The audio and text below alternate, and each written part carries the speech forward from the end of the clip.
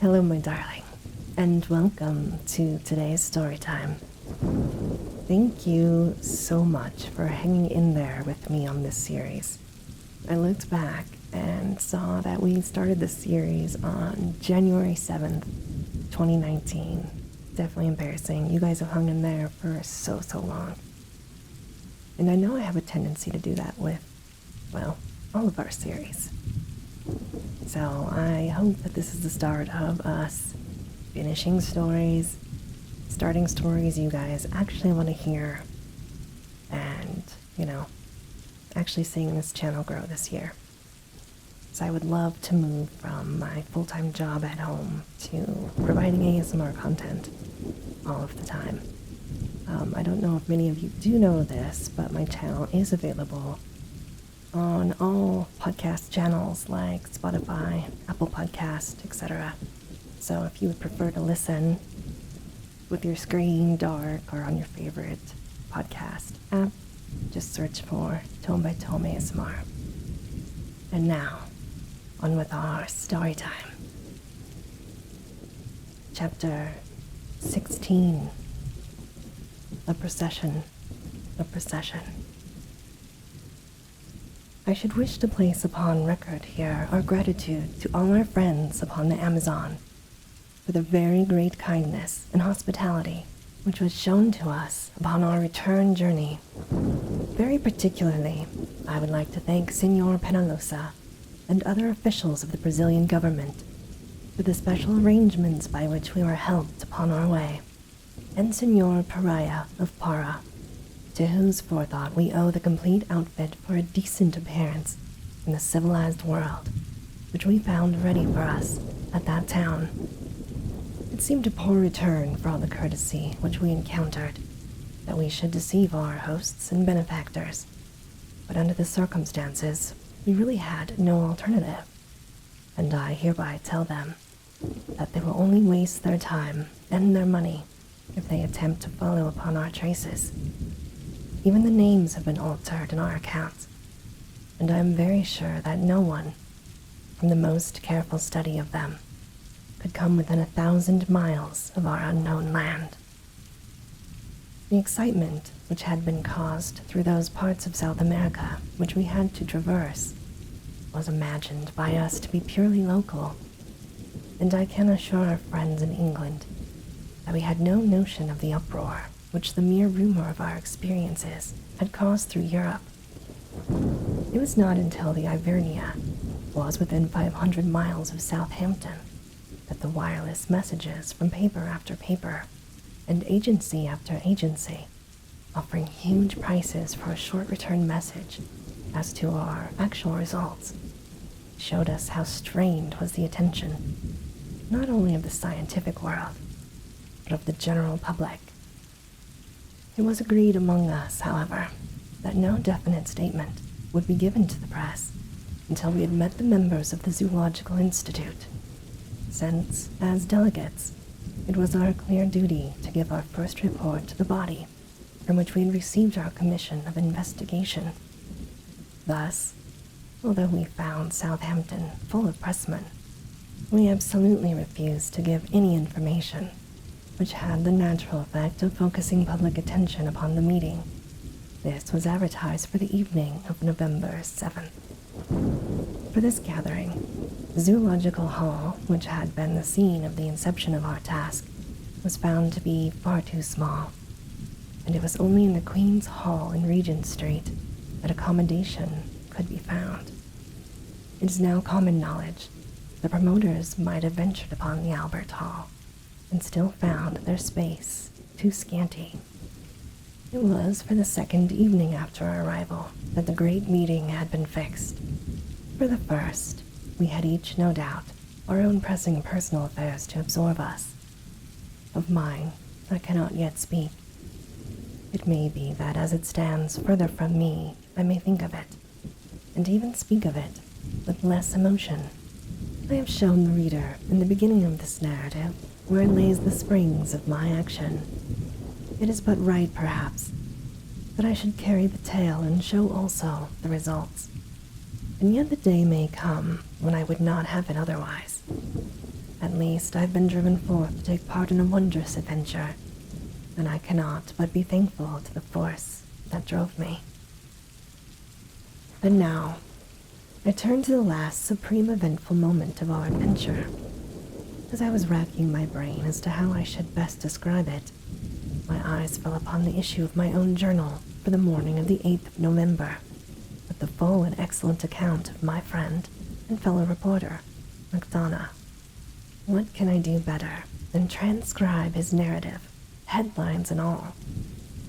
I admit that the paper was exuberant in the matter, out of the compliment to its own enterprise in sending a correspondent, but the other great dailies were hardly less full in their account. This is thus, my friend Mac in his report. The New World Great Meeting at the Queen's Hall, scene of uproar. Extraordinary incident. What was it? Nocturnal riot in Regent Street. Special. The report read, the much-discussed meeting of the Zoological Institute convened to hear the report of the committee investigation sent out last year to South America to test the assertions made by Professor Challenger as to the continued existence of prehistoric life upon that continent. It was held last night in the Greater Queen's Hall, and it is safe to say that it is likely to be a red-letter date in the history of science, for the proceedings were so remarkable and sensational, a character that no one present is ever likely to forget them. Oh, brother Scribe McDonough, what a monstrous opening sentence, I thought. The tickets were theoretically confined to members and their friends, but the latter is an elastic term, and long before 8 o'clock, the hour fixed for the commencement of the proceedings, all parts of the great hall were tightly packed. The general public, however, which most unreasonably entertained a grievance at having been excluded, stormed the doors at 7:45, after a prolonged melee in which several people were injured, including Inspector Scroble of H Division, whose leg was unfortunately broken. After this unwarrantable invasion, which not only filled every passage, but even intruded upon the space set apart for the press, it is estimated that nearly 5,000 people awaited the arrival of the travelers. When they eventually appeared, they took their places in the front of a platform which already contained all the leading scientific men, not only of this country, but of France and of Germany. Sweden was also represented in the person of Professor Sergius, the famous zoologist of the University of Uppsala. The entrance of the 4 heroes on the occasion was the signal for a remarkable demonstration of welcome, the whole audience rising and cheering for some minutes. An acute observer might, however, have detected some signs of dissent amid the applause, and gathered that the proceedings were likely to become more lively than harmonious. It may safely be prophesied, however, that no one could have foreseen the extraordinary turn which they were actually to take. Of the appearance of the 4 wanderers, little need be said, since their photographs have for some time been appearing in all the papers. They bear few traces of the hardships which they have said to undergone. Professor Challenger's beard may be more shaggy, Professor Summerlee's features more ascetic, or John Roxton's figure more gaunt, and all 3 may be burned to a darker tint than when they left our shores, but each appeared to be in most excellent health. As to our own representative, the well-known athlete and international rugby football player E.D. Malone, he looks trained to a hair, and as he surveyed the crowd, a smile of good-humored contentment pervaded his honest but homely face. All right, I thought. Mac, wait till I get you alone. I continued reading. When quiet had been restored, and the audience resumed their seats after the ovation which they had given to the travelers, the chairman, the Duke of Durham, addressed the meeting. He would not, he said, stand for more than a moment between that vast assembly and the treat which lay before them. was not for him to anticipate what Professor Summerlee, who was the spokesman of the committee, had to say to them, but it was a common rumor that their expedition had been crowned by extraordinary success. There was applause. Apparently, the age of romance was not dead, and there was common ground upon which the wildest imaginings of the novelist could meet the actual scientific investigations of the searcher for truth. He would only add, before he sat down, that he rejoiced, and all of them would rejoice, that these gentlemen had returned safe and sound from their difficult and dangerous task. For it cannot be denied that any disaster to such an expedition would have inflicted a well-nigh irreparable loss to the cause of zoological science. There was great applause here, in which Professor Challenger was observed to join. I continued reading. Professor Summerlee's rising was the signal for another extraordinary outbreak of enthusiasm, which broke out again at intervals throughout his address. That address will not be given in extenso in these columns, for the reason that a full account of the whole adventures of the expedition is being published as a supplement from the pen of our very own special correspondent. Some general indications will therefore suffice. Having described the genesis of their journey and paid a handsome tribute to his friend Professor Challenger, coupled with an apology for the incredulity with which his assertions, now fully vindicated, had been received, he gave the actual course of their journey, carefully withholding such information as would aid the public in any attempt to locate this remarkable plateau. Having described in general terms their course from the main river up to the time that they actually reached the base of the cliffs, he enthralled his hearers by his account of the difficulties encountered by the expedition in their repeated attempts to mount them, and finally described how they succeeded in their desperate endeavors, which cost the lives of 2 of their devoted slaves. This amazing reading of the affair was the result of Summerlee's endeavors to avoid raising any questionable matter at the meeting, I thought. I continued on.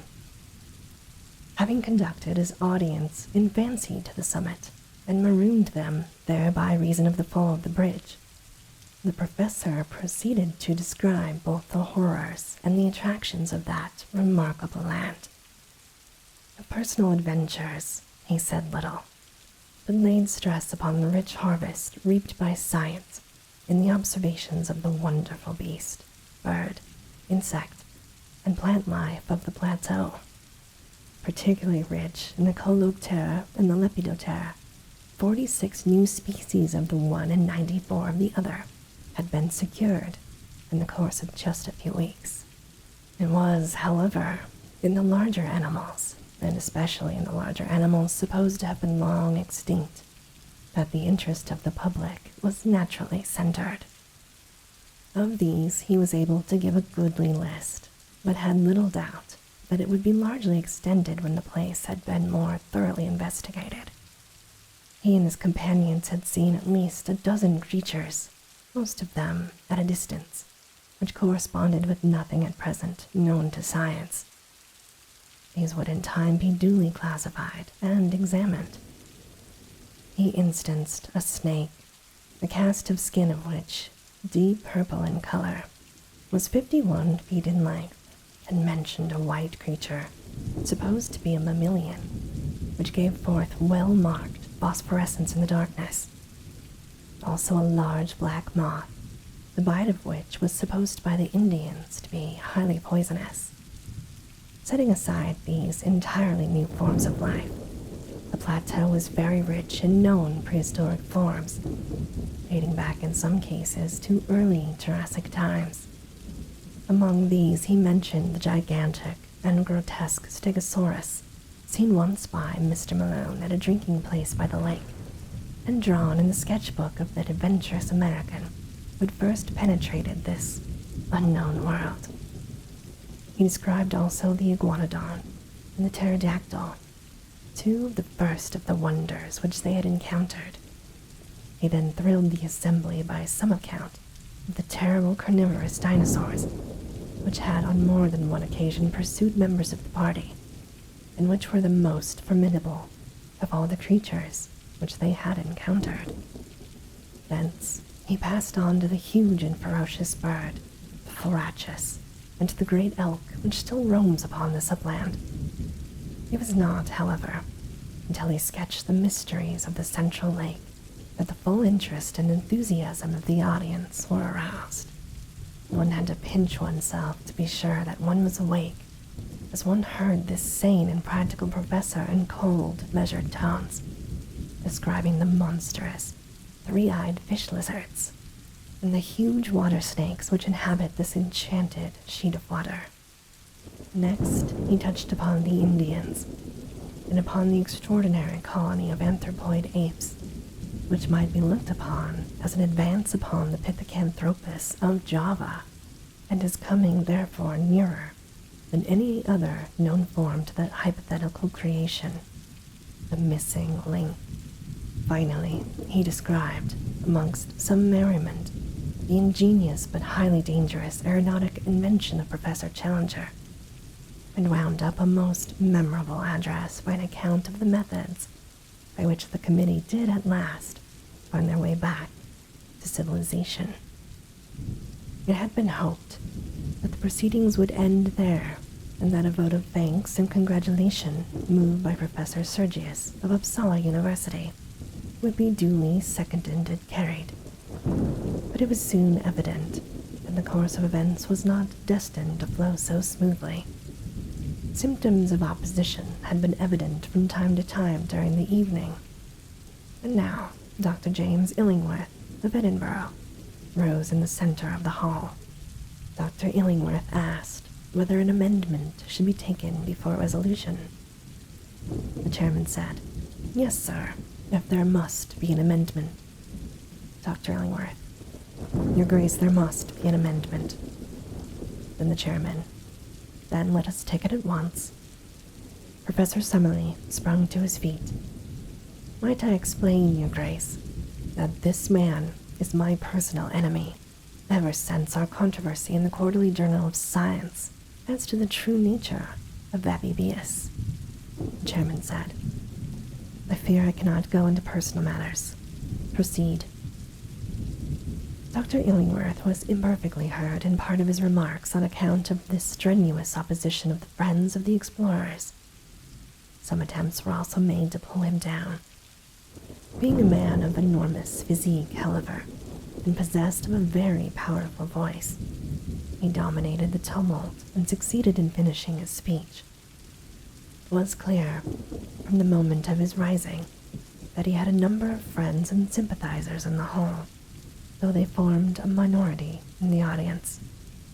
The attitude of the greater part of the public might be described as one of attentive neutrality. Dr. Illingworth began his remarks by expressing his high appreciation of the scientific work of both Professor Challenger and of Professor Summerlee. He much regretted that any personal bias should have been read into his remarks, which were entirely dictated by his desire for scientific truth. His position, in fact, was substantially the same as that taken up by Professor Summerlee at the last meeting.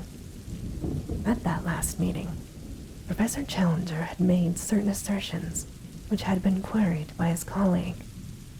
Now this colleague came forward himself with the same assertions and expected them to remain unquestioned.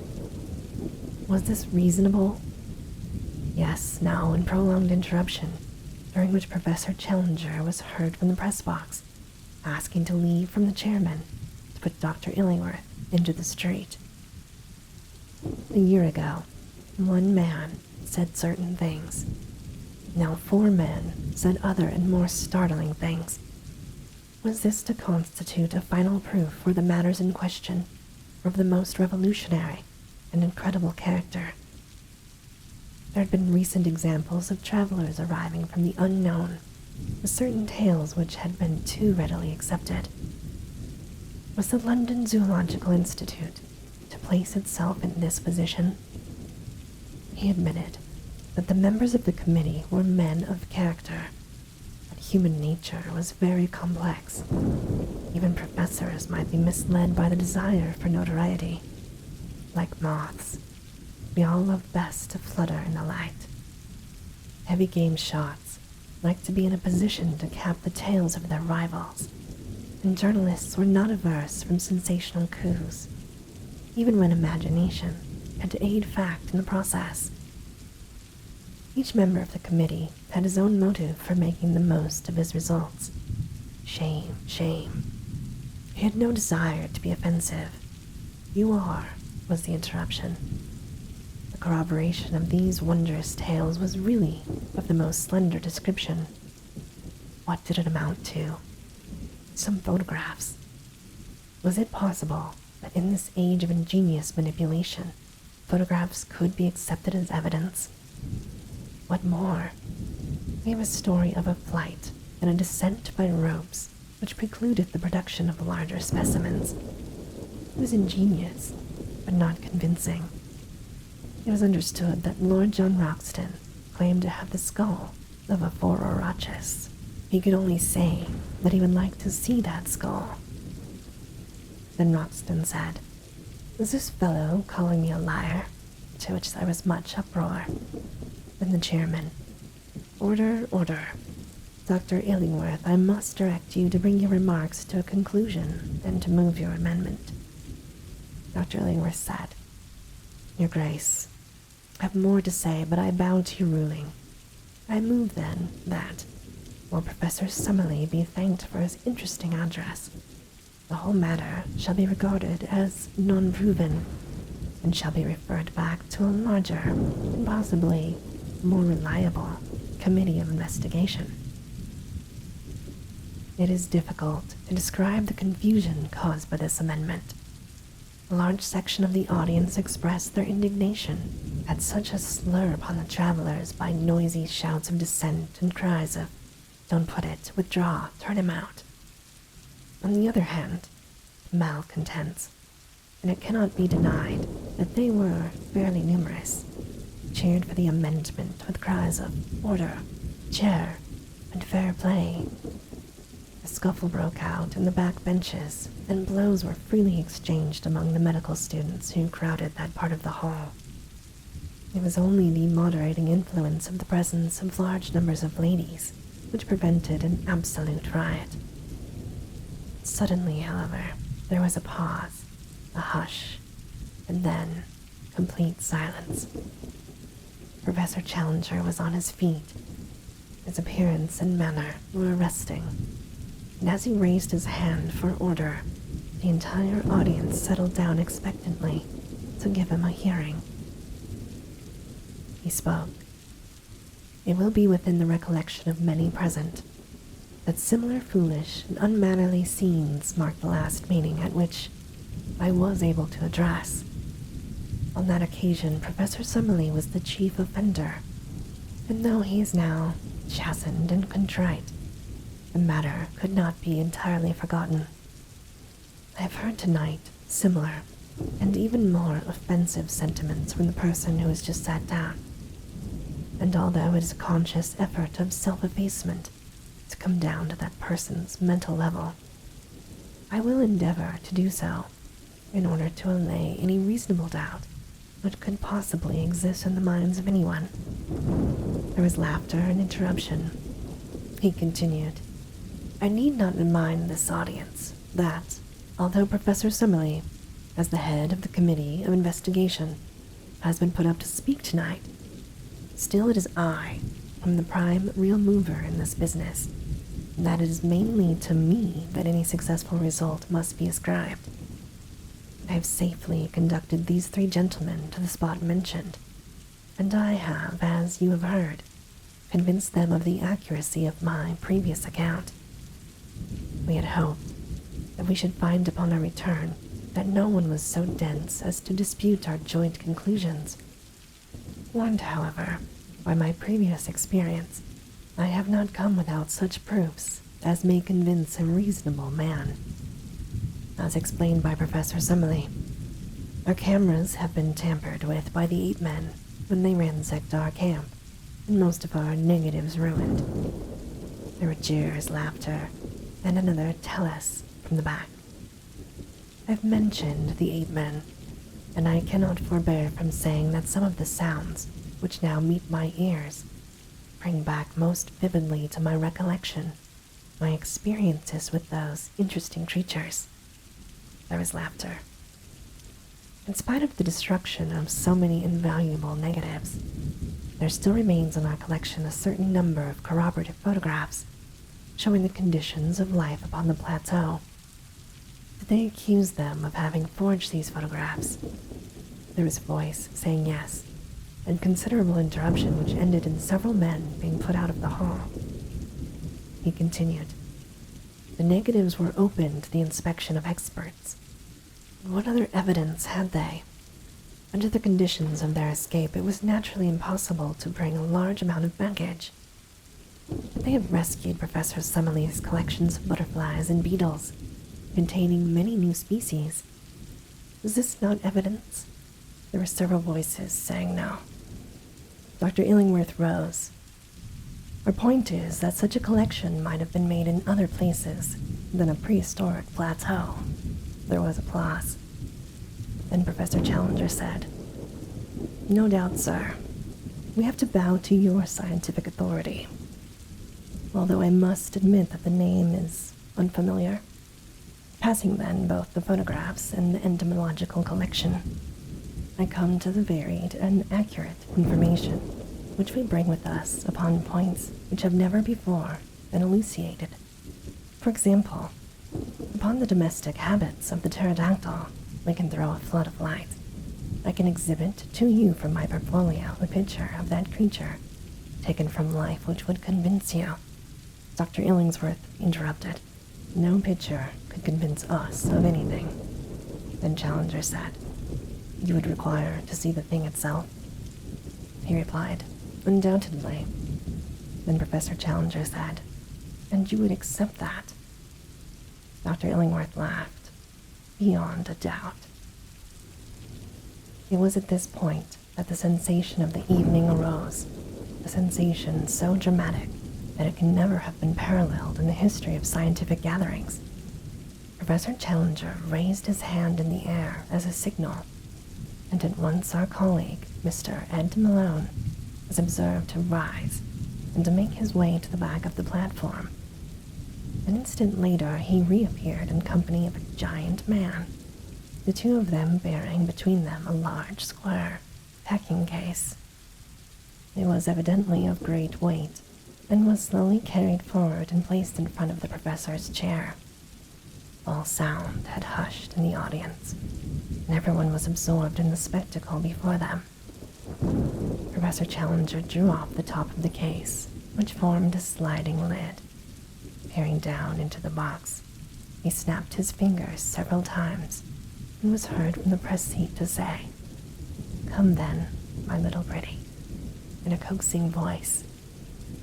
An instant later, with a scratching, rattling sound, a most horrible and loathsome creature appeared from below. It perched itself upon the side of the case. Even the unexpected fall of the Duke of Durham into the orchestra, which occurred at that moment, could not distract from the petrified attention of the vast audience. The face of the creature was like the wildest gargoyle that the imagination of a mad medieval builder could have conceived. It was malicious, horrible, with two small red eyes as bright as points of burning coal. Its long, savage mouth, which was held half open, was full of a double row of shark-like teeth. Its shoulders were humped, and round them were draped what appeared to be a faded gray shawl. It was the devil of our childhood in person. There was a turmoil in the audience. Someone screamed. Two ladies in the front row fell senseless from their chairs. There was a general movement upon the platform to follow the chairman into the orchestra. For a moment, there was danger of a general panic. Professor Challenger threw up his hands to still the commotion, but the movement alarmed the creature beside him. Its strange shawl suddenly unfurled, spread, and fluttered as a pair of leathery wings. Its owner grabbed at its legs, but too late to hold it. It had sprung from the perch and was circling slowly round the Queen's Hall with dry, leathery flapping of its 10-foot wings, while a putrid and insidious odor pervaded the room. The cries of the people in the galleries, who were alarmed at the near approach of these glowing eyes and that murderous beak, excited the creature to a frenzy. Faster and faster it flew, beating against walls and chandeliers in a blind frenzy of alarm. "The window!" roared the professor from the platform. "For heaven's sake, shut the window!" He was dancing and wringing his hands in an agony of apprehension. Alas, his warning was too late.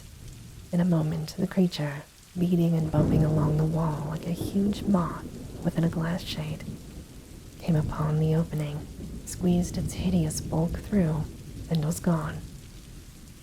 Professor Challenger fell back into his chair with his face buried in his hands, while the audience gave one long, deep sigh of relief as they realized the incident was over. But then, oh, how one shall describe what took place then. When the full exuberance of the majority and the full reaction of the minority united to make one great wave of enthusiasm, this rolled from the back of the hall, gathering volume as it came, swept over the orchestra, submerged the platform, and carried the four heroes away upon its crest. If the audience had done less than justice, surely it made amends. Everyone was on his feet. Everyone was moving, shouting, gesticulating. A dense crowd of cheering men were round the four travelers. Up with them, cried 100 voices. In a moment, four figures shot up above the crowd. In vain they strove to break loose. They were held in their lofty places of honor. It would have been hard to let them down if it had been wished. So dense was the crowd around them. Regent Street, sounded the voices. There was a swirl in the packed multitude, and a slow current, bearing the four upon their shoulders, and made for the door. Out in the street, the scene was extraordinary. An assemblage of not less than 100,000 people was waiting. The close-packed throng extended from the other side of the Langham Hotel to Oxford Circus. A roar of acclamation greeted the four adventurers as they appeared, high above the heads of the people, under the vivid electric lamps outside the hall. A procession was the cry. In a dense phalanx blocking the streets from side to side, the crowd set forth, taking the route of Regent Street, Pall Mall, St. James's Street, and Piccadilly. The whole central traffic of London was held up, and many collisions were reported between the demonstrators upon the one side and the police and taxi cabmen upon the other. Finally, it was not until after midnight that the four travelers were released at the entrance to Lord John Roxton's chambers in the Albany, and that the exuberant crowd, having sung "They Are Jolly Good Fellows" in chorus, concluded their program with "God Save the King."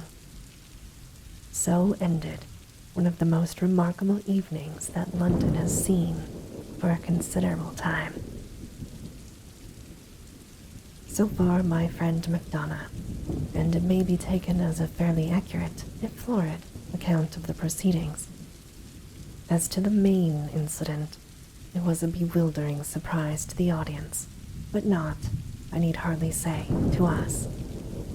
The reader will remember how I met Lord John Roxton upon the very occasion when, in his protective crinoline, he had gone to bring the devil's chick, as he called it, for Professor Challenger. I have hinted also at the trouble which the professor's baggage gave us when we left the plateau.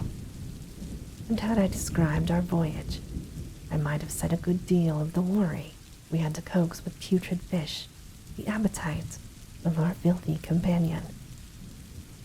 If I have not said much about it before, it was, of course, that the professor's earnest desire was that no possible rumor of the unanswerable argument which we carried should be allowed to leak out until the moment came when his enemies were to be confuted, One word as to the fate of the London pterodactyl.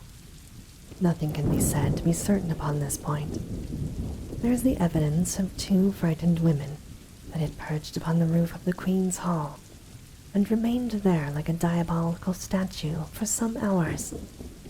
Next day, it came out in the evening papers that Private Miles, of the Coldstream Guards, on duty outside the Marlborough House, had deserted his post without leave, and was therefore court-martialed. Private Miles's account that he dropped his rifle and took to his heels down the Mall because on looking up, he had suddenly seen the devil between him and the moon was not accepted by the court, and yet it may have a direct bearing upon the point at issue. The only other evidence which I can adduce is from the log of the SS Friesland, a Dutch-American liner, which asserts that at 9 next morning, start point being at the time 10 miles upon their starboard quarter, they were passed by something between a flying goat and a monstrous bat, which was heading at a prodigious pace south and west. If its homing instinct led it upon the right line, there can be no doubt that somewhere out in the wastes of the Atlantic, the last European pterodactyl found its end. And Gladys, oh my Gladys, Gladys of the Mystic Lake, now to be renamed the Central, for never shall she have immortality through me. Did I not always see some hard fiber in her nature? Did I not, even at the time when I was proud to obey her behest, feel that it was surely a poor love which could drive a lover to his death or the danger of it? Did I not, in my truest thoughts, always recurring and always dismissed, see past the beauty of the face, and, peering into the soul, discern the twin shadow of selfishness and of fickleness blooming at the back of it? Did she love the heroic and the spectacular for its own noble sake? Or was it for the glory which might without effort or sacrifice be reflected upon herself? Or are these thoughts the vain wisdom which comes after the event? It was the shock of my life. For a moment, it had turned me into a cynic. But already, as I write, a week has passed, and we have had our momentous interview with Lord John Roxton, and, well, perhaps things might be worse. Let me tell it in a few words. No letter or telegram had come to me at Southampton, and I reached the little villa at Stetham about 10 o'clock that night in a fever of alarm. Was she dead or alive? Where were all my nightly dreams of the open arms, the smiling face, the words of praise for her man who had risked his life to humor her whim? Already I was down from the high peaks and standing, flat-footed, upon earth. Yet some good reasons, given, might still lift me to the clouds once more. I rushed down the garden path, hammered the door, heard the voice of Gladys within, pushed past the staring maid, and strode into the sitting room. She was seated in a low settee under the shaded standard lamp by the piano. In 3 steps, I was across the room and had both her hands in mine. "Gladys," I cried. "My Gladys." She looked up with amazement in her face. She was altered in some subtle way. The expression of her eyes, the hard, upward stare, the set of the lips, was new to me. She drew back her hands. "What do you mean?" she asked. "Gladys," I cried, "what's the matter? You are my Gladys, are you not? Little Gladys Hungerton?" "No," said she. "I'm Gladys Potts. Let me introduce you to my husband." How absurd life is. I found myself mechanically bowing and shaking hands with a little ginger-haired man who was coiled up in a deep armchair which had once been sacred to my own use. We bobbed and grinned in front of each other. "Father lets us stay here," said Gladys. "We're getting our house ready." "Oh, sure," I said. "You didn't get my letter at Para, then?" "No," I said. "I got no letter." Oh, what a pity, she said. It would have made it all clear. It is quite clear, said I. I've told William all about you, she said. We've no secrets. I'm so sorry about it. But it couldn't have been so very deep, could it? If you could go off to the other end of the world and leave me here alone. You're not crabby, are you? No, not at all, I said. I think I'll go. Have some refreshment, said the little man, and he added in a confidential way. It's always like this, ain't it? It must be, unless you had polygamy, only the other way around, you understand. He laughed like an idiot while I made for the door. I was through it when a sudden fantastic impulse came upon me, and I went back to my successful rival, who looked nervously at the electric push. Will you answer a question? I asked. Well, within reason, said he. How did you do it? I asked. Have you searched for hidden treasure, or discovered a pole, or done time on a pirate, or flown the channel, or what? Where is the glamour of romance? How did you get it? He stared at me with a hopeless expression upon his vacuous, good-natured, scrubby little face. He said, Don't you think all this is a little too personal? I cried. Well, just one question then. What are you? What is your profession? He replied, I'm a solicitor's clerk, second man at Johnson and Mervale's, 41 Chancery Lane. Good night, said I, and vanished, like all disconsolate and broken-hearted heroes, into the darkness, with grief and rage and laughter, all simmering within me like a boiling pot. One more little scene and I have done. Last night, we all supped at Lord John Roxton's rooms, and sitting together afterwards, we smoked in good comradeship and talked our adventures over.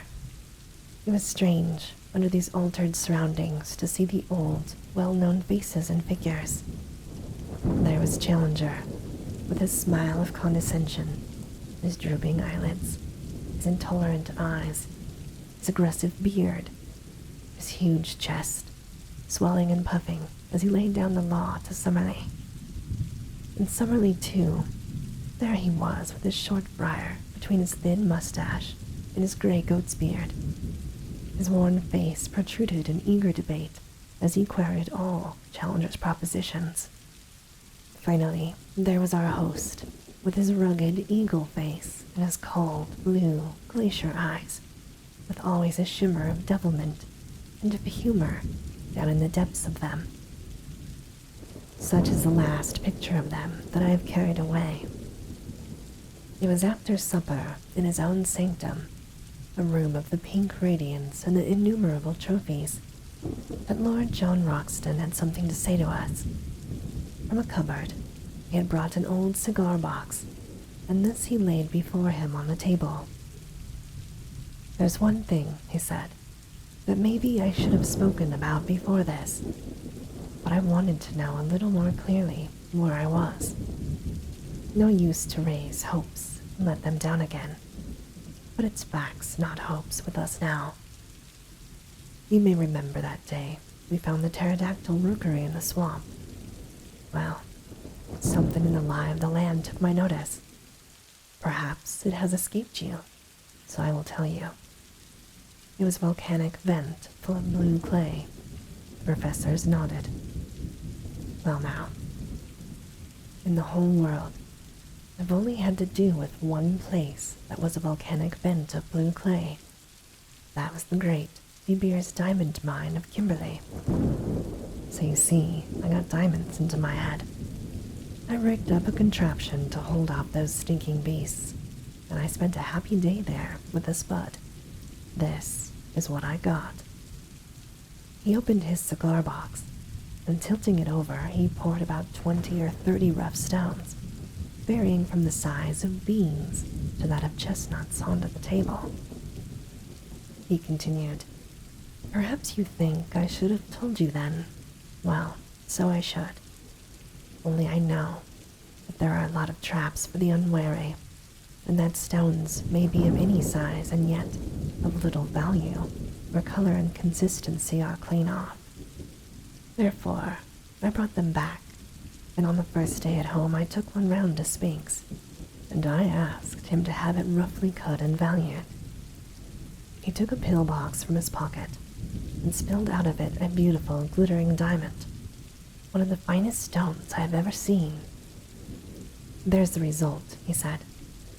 He prices the lot at a minimum of 200,000 pounds. Of course, it is fair shares between us. I won't hear of anything else. Well, Challenger, what will you do with your 50,000? The professor said, if you really persist in your generous view, I should found a private museum, which has long been one of my dreams. And you, Summerlee, I would retire from teaching and so find time for my final classification of the chalk fossils. I'll use my own, said Lord John Roxton, in fitting a well-formed expedition and having another look at the dear old plateau. As to you, young fella, you, of course, will spend yours in getting married. Not just yet, said I, with a rueful smile. I think, if you will have me, that I would rather go with you. Lord Roxton said nothing, but his hand was stretched out to me across the table. The end. And this, my darling, ends our 2-year journey, which was about as long as their journey on the plateau, of this story. Thank you so much for listening, for all your comments, and for hanging in there with me. As always, I hope that you have very sweet and creepy dreams.